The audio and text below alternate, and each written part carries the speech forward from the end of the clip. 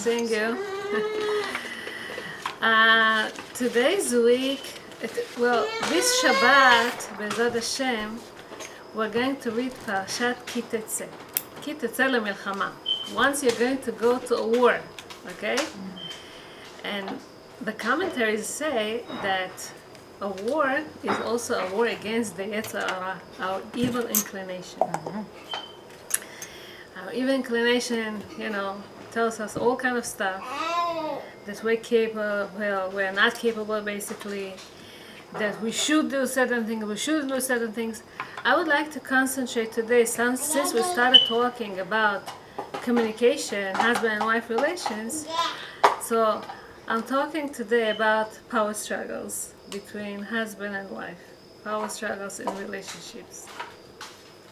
So, Friday afternoon, okay, little Devorah comes home from school, and she comes to her mom and wants to ask her a question. Now, mother is busy, very busy. I don't have to tell you what a mother does on Friday afternoon. So either she's baking, or she's cooking, or she's seasoning, or she's frying, or she realized the baby gets up and she has to quickly run to the baby, and she'll have to clean here and she'll have to clean there. And her daughter comes and asks her, Ima, we'll learn today Parashat Ki Tetze, it's when you go out to the war, how does the war start? She's asking her. And the mother, she is in the middle of million things, and she doesn't have the time to answer and to start discussing her how exactly a war starts. She tells her, go ask daddy. The father was in the living room. He just got his suit back from the cleaners and he was checking his suit, something. And the little girl, Dvorah, comes to the father and she's asking him, Daddy, how does the war start? The father doesn't know what she's talking about, and he's like, I'm busy now, go to your mom and ask her. She goes back to her mother and she's like, Mom, Abba said I should come to you. How does war start? And she's studying. She's going to her husband and she's screaming to her daughter, don't you see that I'm busy? Don't you see there's so many things on top of my head? Don't you see I'm in the middle of this, I'm in the middle of that? And this is when her daughter tells her, Ima, it's okay, I know already how exactly a war starts. Right? We're talking about communications.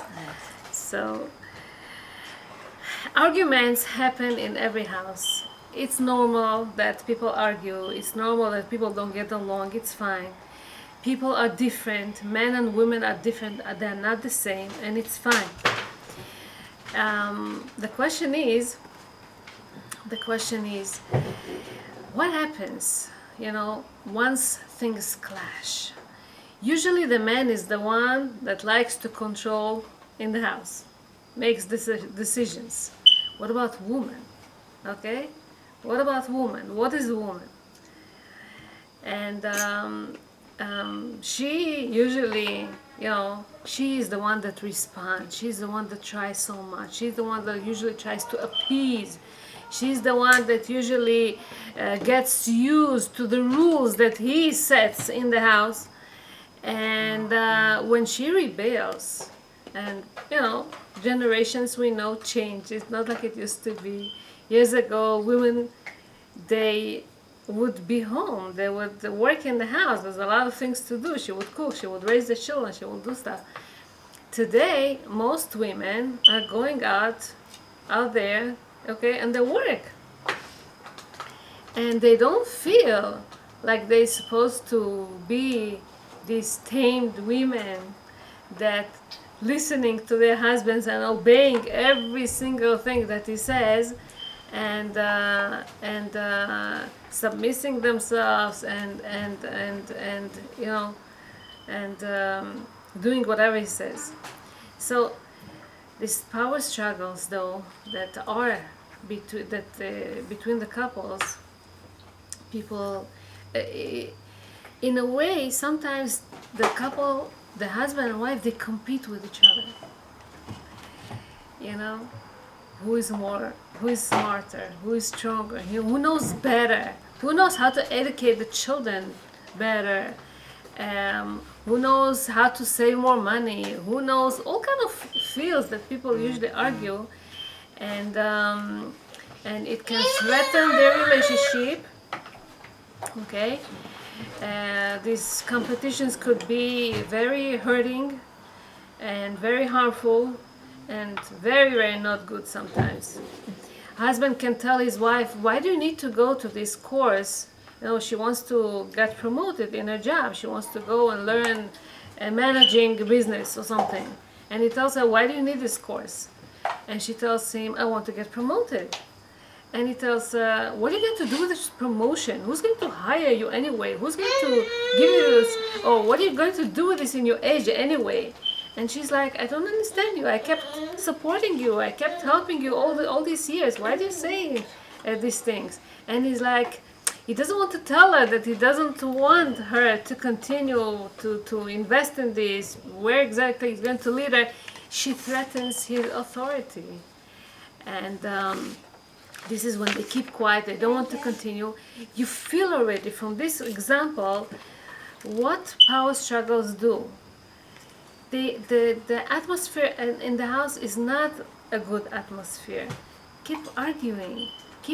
Everyone wants control. Okay, everyone wants, and this is not the way a house, a loving family should behave.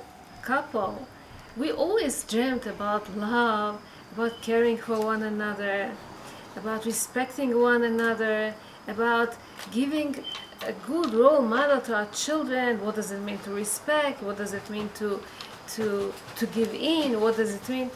And once we start with these power struggles, we're losing it. And there's a lot of tension in the house, a lot of negative feelings that comes up, and we want to eliminate it. We don't want this to happen. So many years ago, when women used to stay home, at work at home, if they would have power struggle, or there will always have been power struggles, usually it would be hidden. But if you have power struggle, it means that the woman, she doesn't like something, and she tries in a hidden way to show control, to do stuff. And today it's not even hidden anymore. Today it's all revealed, everybody knows. And men, when they feel that they lose control in the house, they start acting different. And because somebody threatens his territory, and he feels small by his wife, and this is not femininity. Femininity is when woman, she backs up her husband. Femininity is when woman is soft, when woman knows how to get to her husband, how to make him do whatever she wants, but in a smart way, that he doesn't feel that she tries to control him. This is something that will go over all this class. We forgot what does it mean to be soft. We forgot what does it mean to absorb, to get. Okay, you're going to get a little bit on your head, okay? We forgot what does it mean. We heard this so many times. Usually the man wants to be the head of the house, okay? And the woman, what is she? The neck? What important is the neck? But we all know that the neck is the one that turns the head to whichever direction it wants, okay? So you have to be smart and to know how to direct your husband in a way that you won't feel that you're directing him, in a way that he feels that he is the master, he is the leader, he is the authority of the house. Okay, and I'll talk about this. I'll develop it soon, more and more. So when people feel like partners, when people feel together, okay? This is when when partnering, being together, it's the opposite of competition. We don't try to compete each other. It's not who's smarter, who saves more, who knows how to educate more. It's not in this anymore. It's I'm extending my hand to help you, to be there for you. Okay, we are in the same boat. It's not easy, parenting is not easy. Saving money for education, for whatever, to build a house together, to do these things are not easy. But she's reaching her hand. She tries to give her time, her whole everything, whatever she can give to him, her advices if he asks for it, her opinion if he asks for it, solutions if he wants that. She is there for him in any way. Okay, so today though, women, they do not want to accept the fact that they need to be passive. They don't want to be passive. Solutions. Ответ как-то, знаете, ищите проблему, как исправить. They usually fire back women today. They retaliate back. They don't want to be passive. And the guys, the men, it's very hard for them to accept this change. Why aren't you like my mother or my grandmother? They were always keeping their head down. Why you are rebellious? And it bothers them very, very much. They cannot accept this change. What change? What can you do? And it's not the same anymore. So therefore, sometimes husbands, when they feel that their wives, they try to control, this is when they try to keep the control even more. For men, typically, okay, what is their weapon that they keep control? They want to keep the sources of the money. They don't want to give up, to let her go and waste money. He wants to keep the credit card, next to him and not to give it freely to his wife. Usually, this is the main issue that men feel that they can control. How much do you waste? Why do you need to waste so much? What am I, a credit card? Sentences like that. So, and woman, naturally, woman likes to give. Once I gave you the comparison of woman to the moon, that she likes to give from herself. Woman, she's usually warm. Woman, she cares. Woman, she wants to give love. She has compassion to her husband. She is gentle.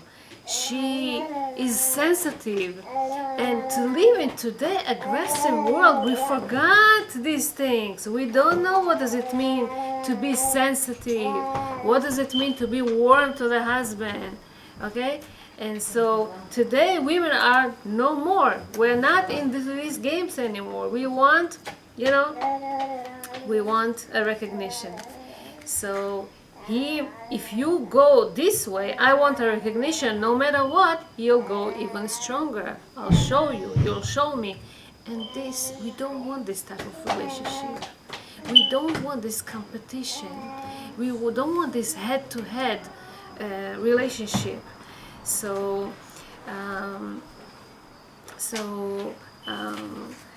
what do we do with this? Also, don't forget that once we're starting with, sometimes be not violent physically, but violent verbally with one another. You don't know how to educate. I'm smarter, you're this, you're that. It's going to be very, very hard afterwards to come back to normal relationship, to have intimacy, to be loving again. Very, very hard to go back to this. And so what we do have to do is to change the perspective, okay? To change the perspective, to look at the spouse as vulnerable too. He can also get hurt from what we tell, from what we say, not only us.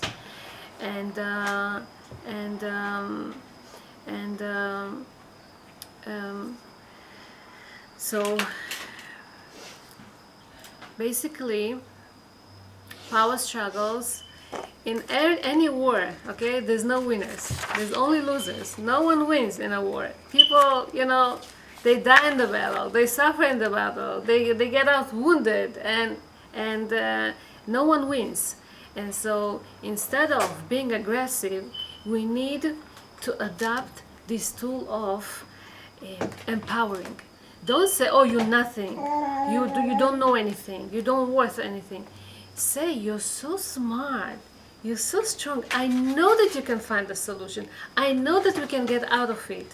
Once you give him some power, instead of making him small, lowering him, he wants to really show that he could do. He wants to really prove, and he wants to really help and protect and be a man. What is a man if not protecting a woman? So I'll give you a very typical scenario. What would be a reason for people to fight? So simple, so easy, when people can get into this trap and start fighting. My family or your family. So typical, so typical. So one of these obstacles that a lot of people fail in this, when sometimes you live too close to your family or too far, it can cause a problem. For example, a story. Yaakov, his parents, his father died in a young age, Yaakov, okay? And so he took care of his mother. His mother, she was disabled, she was on a bed, she needs a lot of care, and he took care of her very nicely.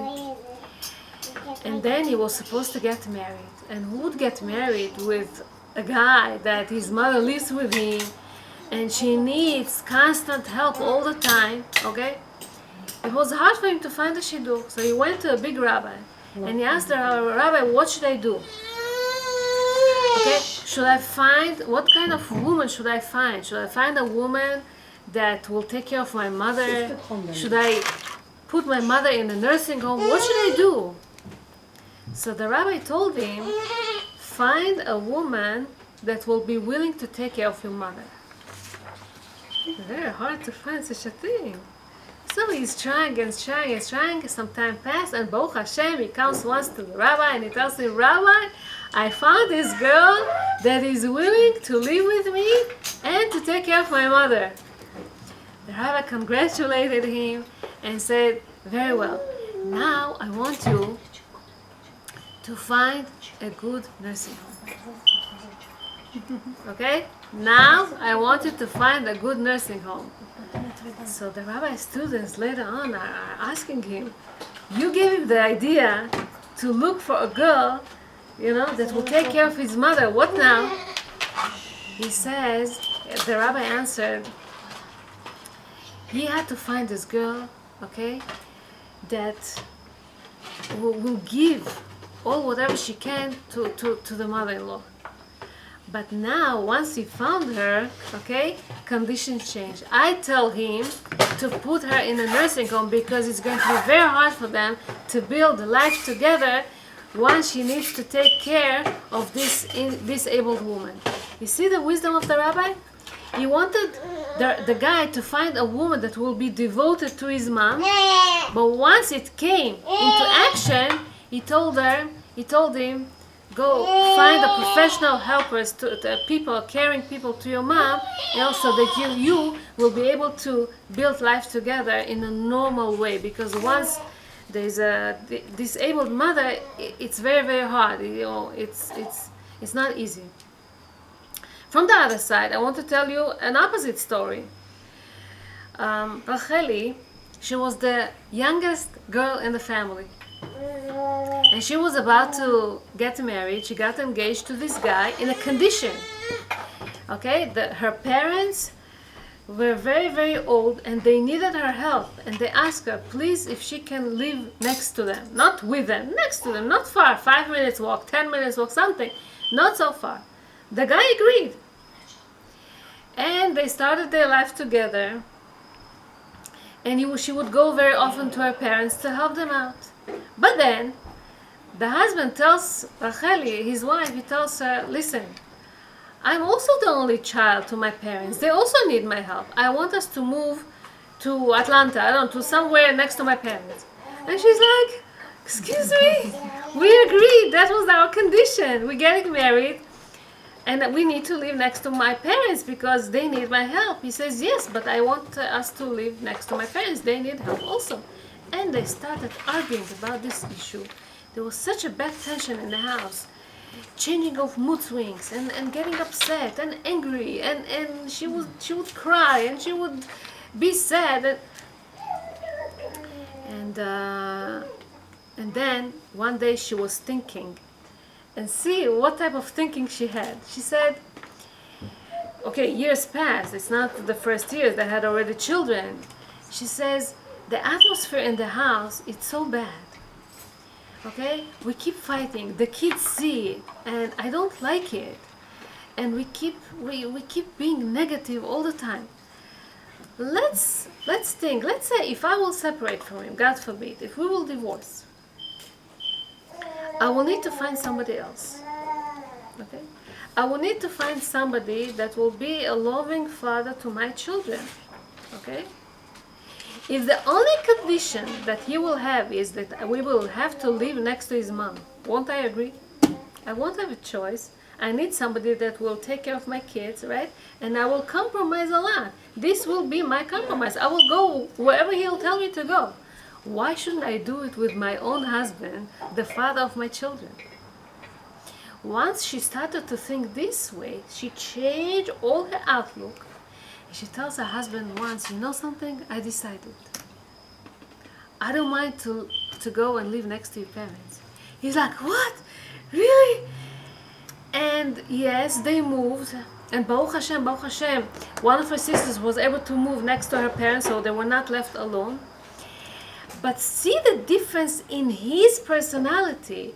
Once she gave in and she decided to go and live next to his parents, he changed all his attitude towards her.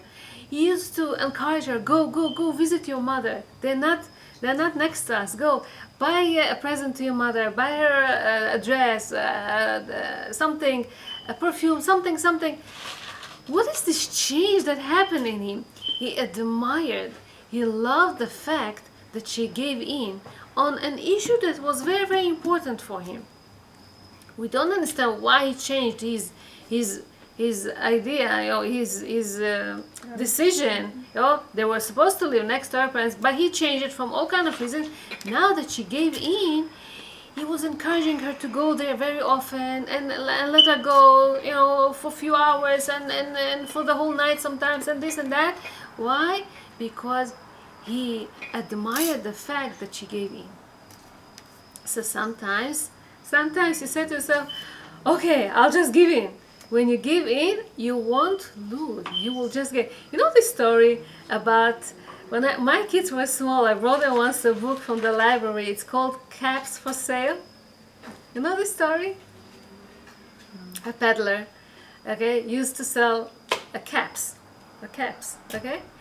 And once after selling it, he had 12 caps left.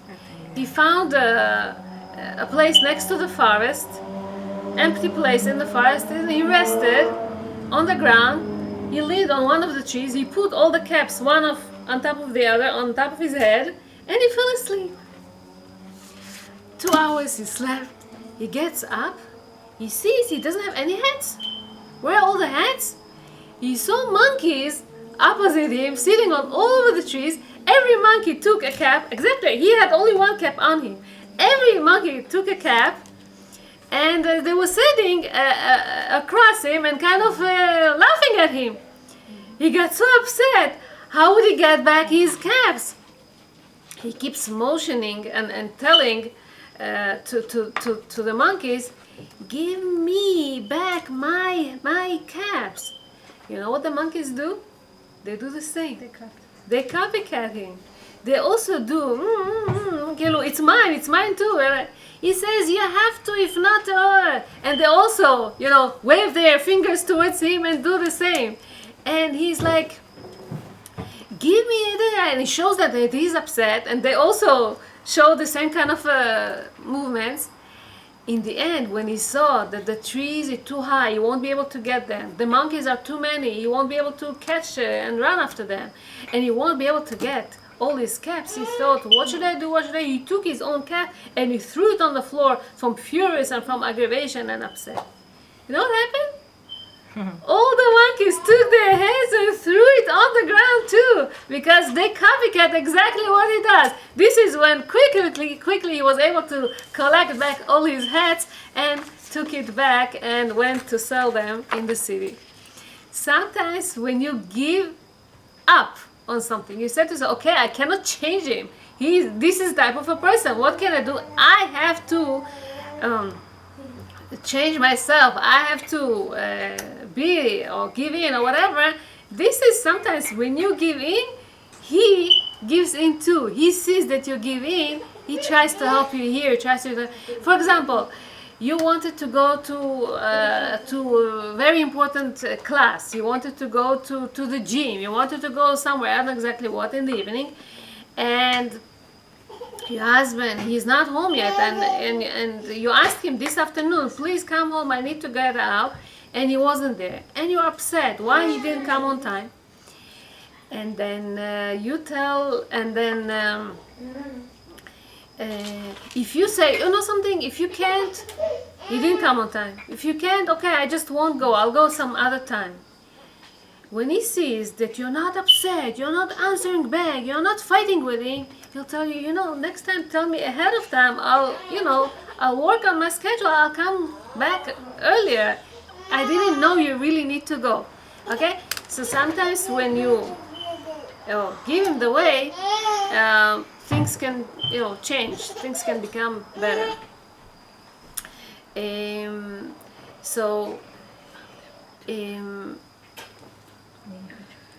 I think that can help us a lot in arguments between husband and wife is when a couple decides that they have a rabbi, a mediator, an arbitrator, somebody that will be in between this couple. And it's good to do it from early stages of marriage, in the beginning, even before you get married. If we have an argument, okay, if we don't agree on something, what should we do? And you decide, both of you, to go to this one person that will help you out.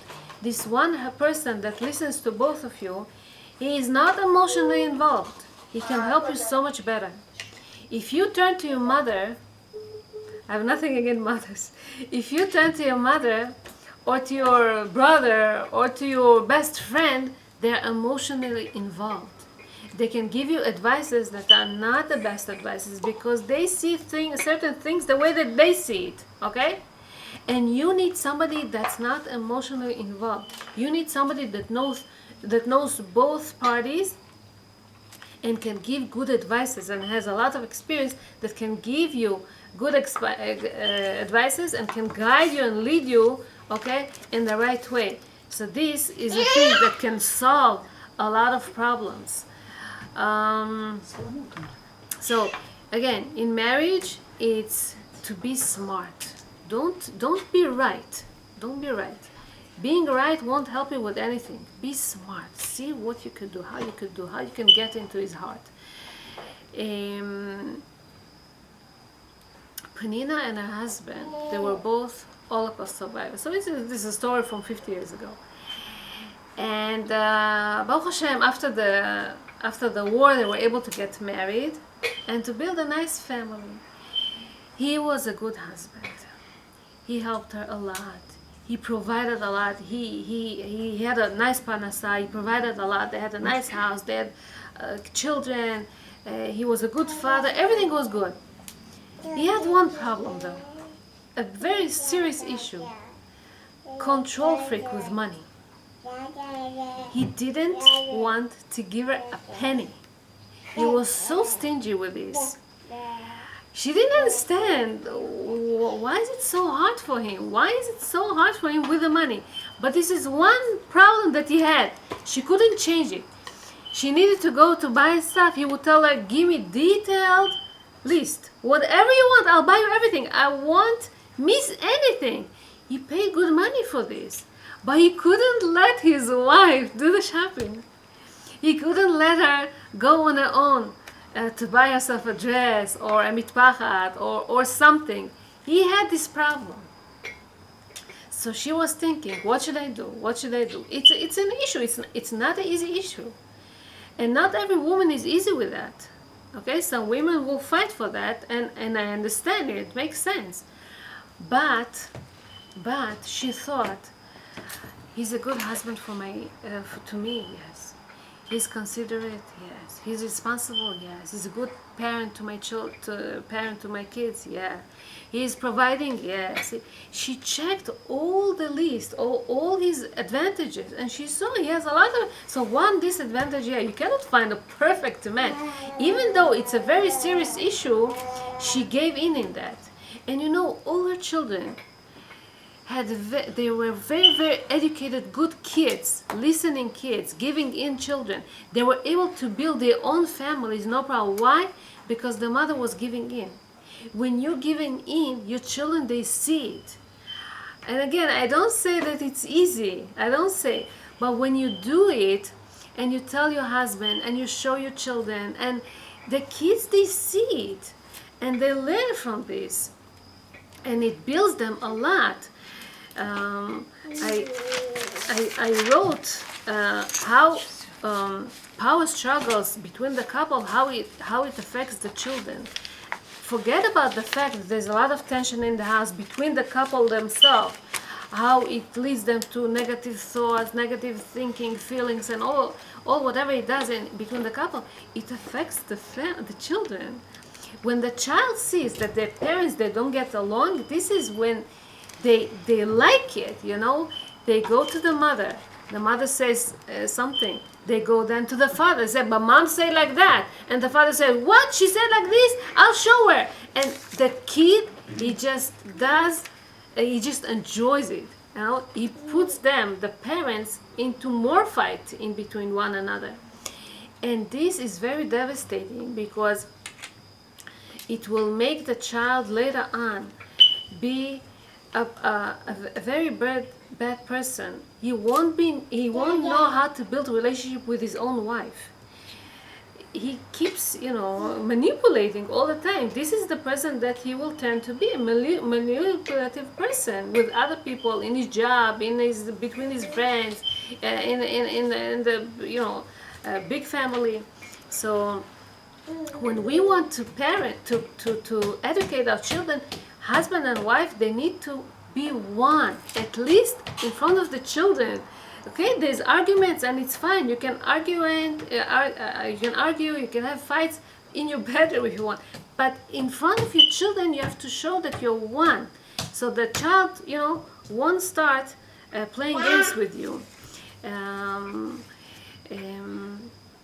A child, he needs both parents. Hashem doesn't give two parents for no reason.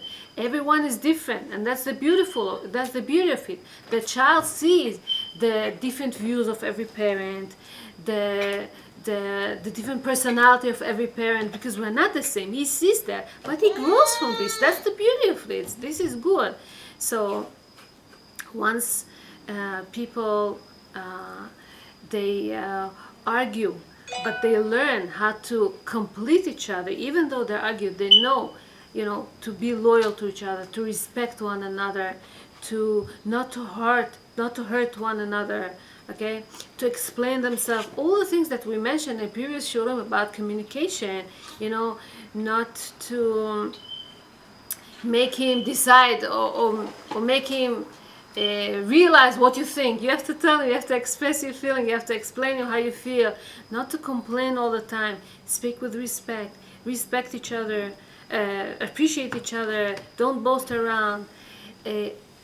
Take his advice in certain things. It's good when you come and you ask his advice. You show that he's important. You show that he's somebody special to you. And don't just give orders what to do, what not to do. To listen to one another. We spoke about this last time too. To learn to give in, okay? Even though you're giving in, you're giving a role, you're showing your children what does it mean to give in. This is when the child will be able later on to build his own family in a normal way too. So it says something like that. איזו אישה כשרה העושה רצון בעלה. Tanad Belial. It's not written in the Gemara, it's in the Midrashim later on that it's written. Who is the kosher woman? The one that listens to her husband. What exactly do you mean, the one that listens to her husband? Huh? What does it mean? A lot of women think that if my husband is in a very high, spiritually high level, so yeah, I should respect him. But if he, let's say, doesn't learn Torah, if he doesn't keep mitzvot, if he doesn't know so much, I know better than him, okay? So then I don't have to respect him? I don't have to do whatever he says? No. איזו אישה כשרה עושה רצון בעלה, nothing to do with his level in spirituality. Whether he puts tefillin every day, whether he goes to shul every day, or he doesn't, it doesn't matter, okay? The fact is that Hashem gave the man the way to lead in the house. Now, don't get me wrong. In relationships, there's all type of relationship. Sometimes woman takes the lead. Sometimes she needs to lead the house when the husband doesn't take this role. But it depends how she does it. If she does it with respect, if she does it in a way like we said before, that she makes her husband decide, this is when the husband doesn't get what he wants, is the disaster. I'll tell you an example. There was this woman, not Jewish even, was very, very strong personality. She would boast around. She'll tell her husband what to do, and her husband was very weak. He couldn't really do anything. She would decide that he has to do something and order him to do something, and if he doesn't do it, she would start screaming. She would start being very, verbal, and he was scared of her. Okay, he would go and hide himself under the table. This is how scared he was. And she would scream at him, and she would say all kind of words to him. And then when she would come down, she would order him to get that out from the table, and he had to listen. Wow. One day, a neighbor saw it. He saw how, like a chicken, he goes and he hides under the table. And when she tells him, "Okay, now you go out," he really listens to her, and he goes out. And he tells him, he bends under the table with him. He tells him, "You're not supposed to act this way. You're supposed to be the man in the house. You're supposed to be somebody special. You're the one that's supposed to give orders, not your wife." He listened to him, and he says, yeah, you're right. And when his wife, after she got calm, she tells him, "Okay, now you get out." He says, "No, I'm not going to listen to you. I'm going to stay there." "What do you mean you're not going to listen to me?" "In this house, I'll do what I want," he tells her. But he stayed under this table. When a woman boasts around, when a woman takes the control, when she's control freak, okay, she won't like it eventually. Because no woman likes when the husband is weak and he cannot decide and he's not strong and she cannot lean on him. Every woman likes a husband that she can lean on him. Okay, that can sometimes take a decision, make a decision, have the authority in the house, okay, have the command. Sometimes woman needs somebody to command on her, to tell her what to do, okay. A woman is very emotional. Men are logic. They think with cold logic what to do, what not to do. Man, Hashem created him in such a way that he thinks overall. He thinks generally, his outlook is generally, okay, on the whole idea. He sometimes thinks 2 steps ahead, how to manage the budget, what to do here, what to do there. Yes, he is. And woman, though, she does pay attention to details. Many times women are much more smarter than men. many times women are much more spiritual than men. And many times women are more organized. They know better what to do and how to do. But again, it doesn't mean that you make him feel that he's low, that he's nothing, that he doesn't know anything. אישה כשרה שעושה רצון בעלה, one of the rabbis says, she makes him do whatever she wants. In a nice way, in a willingly he does it. And this is a beauty that we see by the woman. A house had to have one leader, not two. It would be very, very hard when two people decide and they say in the kitchen you cannot have two cooks, right? Why you cannot have two cooks in the kitchen? Because she puts a certain amount of salt, let's say. The other one puts, we need some more salt, and this and that, and then the food is going to be very salty, or very dry, or very whatever, because you cannot have two people that decide. You need to have one. If you remember the story about Eliyahu Hanavi, he came to a city, and the whole people of the city were very bad people, wicked, very envious at each other. They didn't like to give charity, they didn't like to help needies. And Eliyahu Hanavi blessed them. I bless you that all of you are going to be very important people, the head of the community. All of you are going to be presidents. And Rabbi Yehoshua ben Levi was walking with him, and he says, Rabbi, what kind of blessing is this? These are bad people. Why you bless them that all of them are going to be presidents? He says, you know what curse it is when everyone is a president? It's not easy when everyone decides, and So in the house we need to have one, and a woman. She has the wisdom. Hashem natan laisha bina yetera. What is bina yetera? Extra wisdom, not special wisdom. Extra wisdom, more than husbands even. They say women, they know whenever a guest comes in the house, she can know who is this person. She has a lot of wisdom. She knows many things more than a husband even. But she won't go and show it and show off because it won't work. So a woman, okay, she wants to make her husband her representative. He's going to represent her, okay, from the house. She does it in a smart way. She identifies with his decisions, okay? Even though they make decisions together, it's not that only he to make decisions. Again, I'm saying, it's not that the man is the master of the house. He is the commander and the woman is like a slave. Yes, my sir, whatever you say, you say. It's not like that. The Torah doesn't believe in that. Even when we speak here about Parashat Ki Tetze, when people go to war and he sees a beautiful woman over there, it says that he can take her. Only in a condition, okay, that he wants to marry her, that he wants to take care of her. Okay, there's conditions.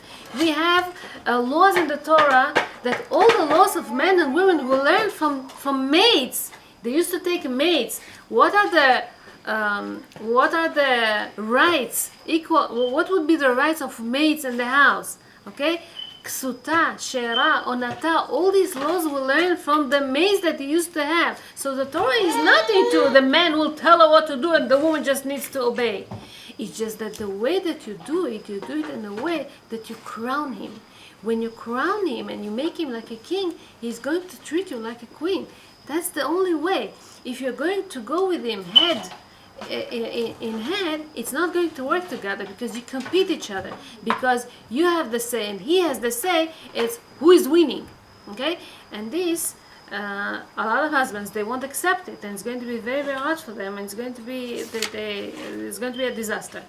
So let's go to the opposite. Shlomo HaMelech, instead of, in this parasha we read about Eshet Yefat Tor, Shlomo HaMelech, he writes about Eshet Chayil. What is Eshet Chayil that we read every Friday night? A woman of valor. Who is the one? So he goes through all the ABC, the Aleph Bet, he gives praises to women, okay? Women is fast, women does this, women does that. We won't speak about all these things, of course. I just want to to tell the things that relate to the man. מה זה אשת חיל מי ימצא? ורחוק מפניני מכרה. The same way that it's hard to find pearls years ago, okay, until they would go to the ocean, special islands or special under the water. They need to go and dive into the water and get these special natural pearls, okay. Sometimes, you know, it's dangerous, it's life-threatening, it's not easy, and they would have to pay a lot to these people that will go and dive to get those pearls.